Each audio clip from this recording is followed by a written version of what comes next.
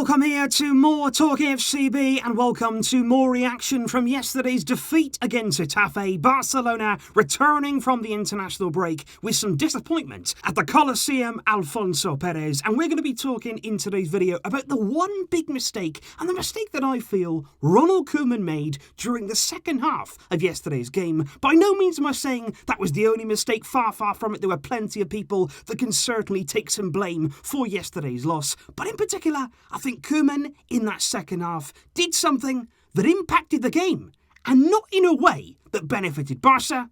It's all coming up.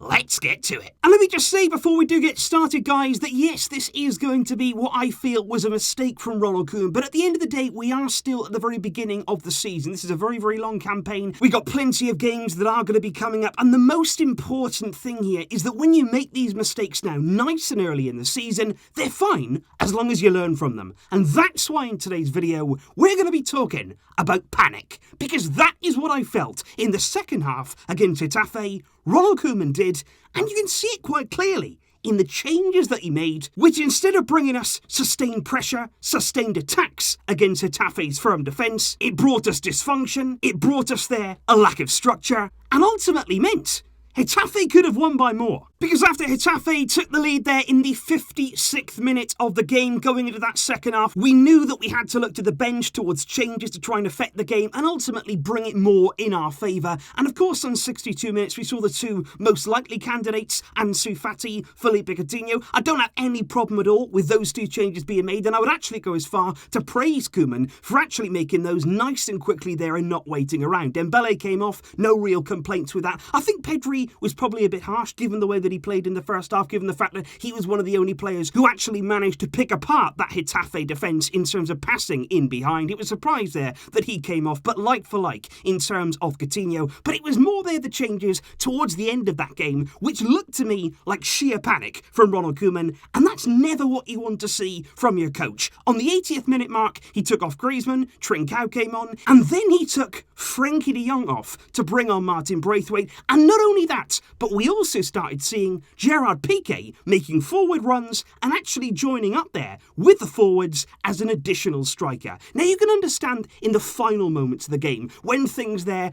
time is running out, when you've got little left to play for, you can understand throwing your centre back up there and ultimately going for it. I don't have any problem with that, but I just felt as though 80 minutes, there's 10 minutes to go, we had 6 minutes additional time, that's over 15 minutes of play there, and suddenly we're throwing the centre back forward, we're taking off De Jong and putting another forward on. It just seemed as though Koeman was thinking, right, how can we get a goal? How can we get a goal? I don't really know how we're going to do that, but I'm just going to put on as many forwards as I possibly can. And it didn't work. And not only that, but it was dreadful. We not only didn't come close to scoring, close to creating anything, but actually, like I say, it could have been worse because Getafe had even more chances after those changes. And I just want to illustrate here exactly how that works, because you would think technically the more forwards there, the more attacking players that you put out on the field, the more risks you take, the bigger chance you have of scoring. But actually, that couldn't be further from the truth based on last night's performance and based on that time there where we threw lots of strikers on. You had Martin Braithwaite here playing as that number 9, you had Messi nice and close to him, you had Coutinho here as well in that creative role, so you had quite a lot of players there in the centre of the field. You had Ansu Fati from the left, Trincao from the right, you had Busquets in midfield, and then what you saw was Sergio Roberto pushing on, Desch the same, and it was a very high line from Barcelona, and ultimately there, that was the players that Koeman thought was going to get us back in the game. So, why didn't that happen? And the reason that it didn't happen is as follows, because as you can see here, Getafe right the way through the game, we knew before it even started they're a very disciplined, well-organised team under Bordalas. He doesn't necessarily do it in a pretty way, but he gets his team results, and the way they do it is they've got their two centre-backs, very strong, very physical players. You've then got two full-backs there, Oliveira and Damian Suarez, again, very physical players. And like I said yesterday in the match review, they effectively have two full-backs there on either side. You've got Cucurella there playing just ahead of the left-back, and of course Neom, who is at the heart of everything bad that was happening there from Getafe. But of course, he was doing the job that his coach gave him very effectively. Then got two holding midfield players with two strikers there. It's a flat 4 across the midfield and a flat back 4-2, and that is very difficult to break down there for any team. The problem was, though, in that second half, when you felt as though Barcelona here were going to ramp up the pressure, we were going to start really sustaining those attacks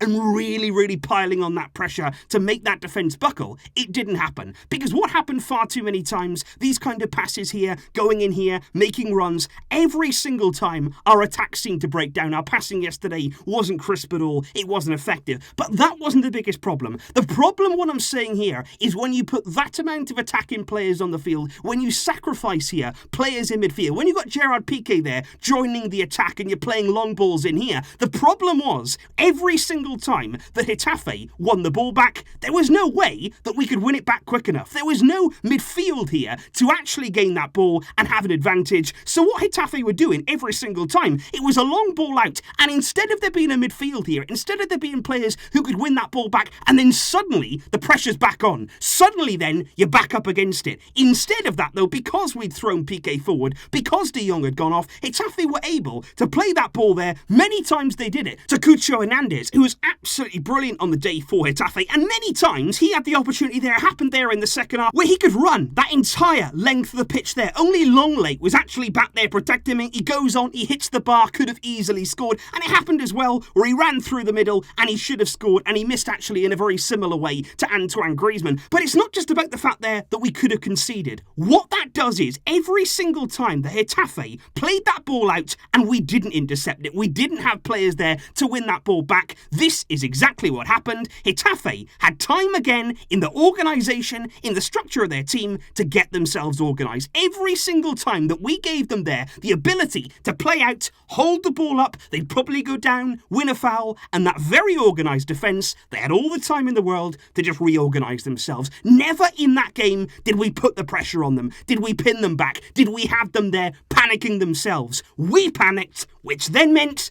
they didn't. They were organised, they were structured, they were solid, and it actually got even worse, of course, because then Ricky Puig came on, who I was actually glad to see, of course, but then Sergio Roberto goes off, and then suddenly we had even less players back there. We had even less players there to actually stop these attacks from Getafe, to stop them getting out, and again, it just didn't happen, and that's why we didn't create anything. We didn't look like scoring, and that's what happens when you panic.